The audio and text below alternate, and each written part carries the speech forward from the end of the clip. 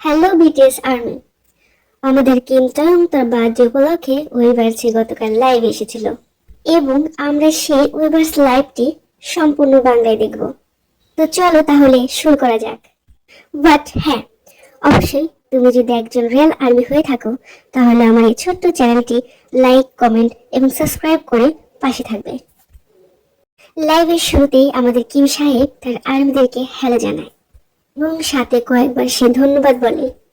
Kim ট্যাং বলে, অনেকদিন হয়ে গেল আমি সদস্যদের কাছ থেকে, আমার বন্ধুদের কাছ থেকে এবং আমার আশেপাশের মানুষের কাছ থেকে জন্মদিনের শুভেচ্ছা পেয়েছি।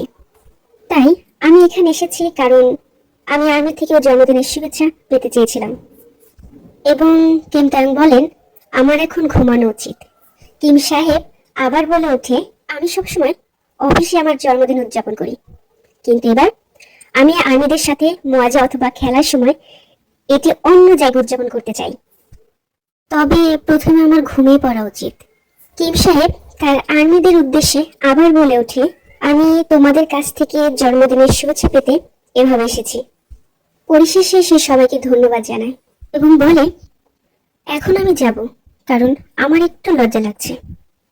এভাবেই কিম টায়ং তার আর্মিদেরকে বাই বলে ওয়েভার্স লাইভ কেটে দেয়।